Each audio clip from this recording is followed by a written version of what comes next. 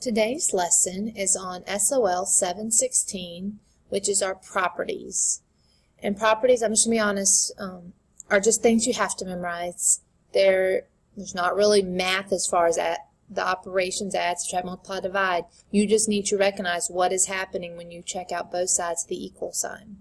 So commutative property, the first one we looked at, says that for addition and multiplication, that changing the order of the numbers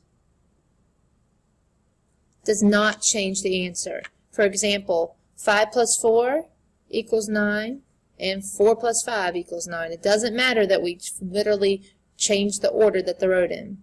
And I know a hint that I always told my students was think CO. And by CO, I mean literally CO for commutative can mean change order.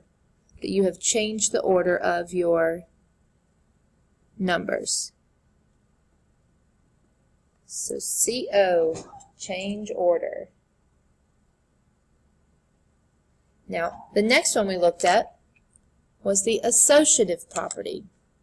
And the associative property also works for addition and multiplication. But what it says is that grouping does not change, or changing the groups, or changing grouping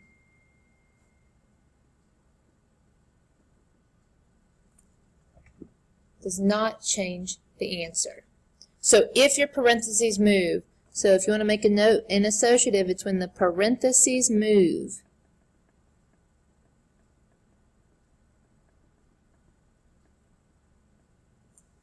So the associative property has those moving parentheses. Now, the cool thing here is you can always kind of tell because your numbers are exactly the same. As far as if I draw a line on my equal so I can tell. And so on each side, we have a 5 and a 5, a 4 and a 4, and then a 3. The order's the same. What changed was here the 4 and 3 were grouped together. Over here, the 5 and the 4. I do the same thing again. I draw a line at my equals, and I look 5, 4, 3. They're the same order on both sides, but once again, it's just that the parentheses have changed. And some people, if you're good with your vocabulary, you know that associate means to be grouped together.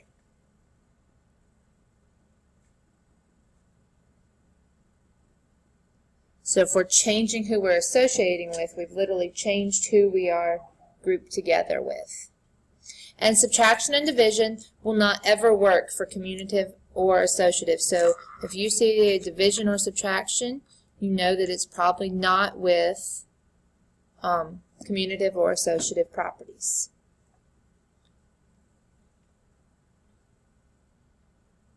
Now, the next one, the distributive property. So the distributive.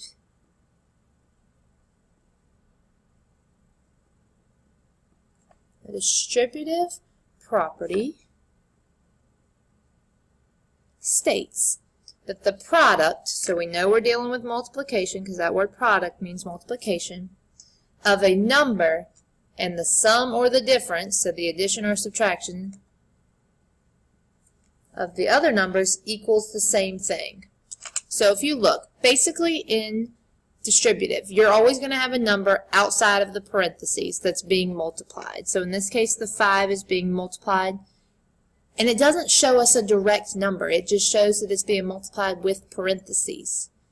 It means the same thing had we done 5 times 3 and 5 times 7. So anytime you have that 5 or that number being directly multiplied by the parentheses, sometimes you'll even see it where they'll do like this, and they'll just put the 5 right outside. We know that right outside means to multiply, though. So that's kind of your hint for distributive when you see it like that. They go together.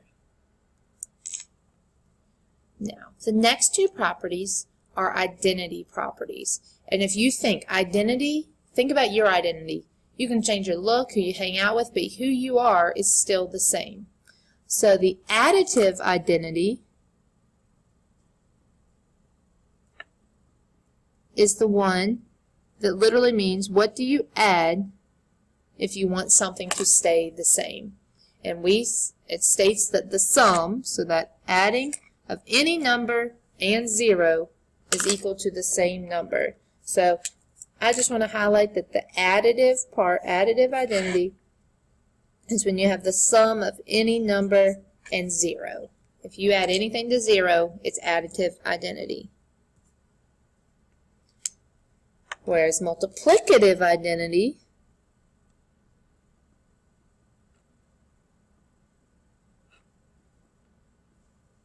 I know that looks like a big word, but it's just a fancy way of saying multiplying. Think about what do you multiply a number by if you want it to stay the same. And it says that we multiply any number and 1. So multiplicative property says that any number and 1.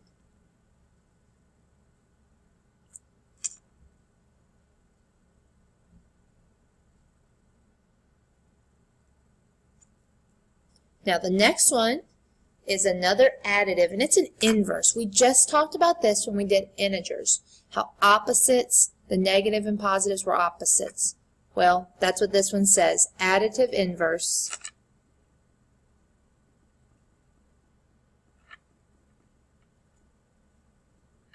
Property states that the sum of any number and its opposite.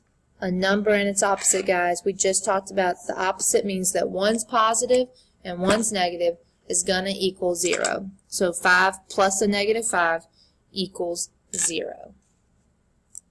Now, multiplicative inverse states that the product of any number and its multiplicative inverse, or its reciprocal, equals 1. And if you remember, a reciprocal is when you flip a number. So maybe you even want to make yourself a... It's when you take a number and you flip it. And well, to flip a whole number, we put a 1 under it, and then we flip it. And the key here is that it's always going to equal 1. And then the very last property that we are responsible for is the multiplicative property of 0.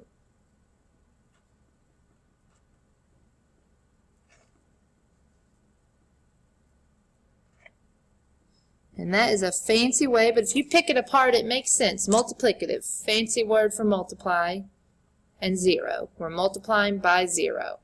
So anytime you do anything times 0, it's going to equal 0. At this point, you can begin your practice. Look very carefully, though. Usually they're not this cut and dry. This will be as part of the problem that it shows timesing by 0. So pay close attention to your properties.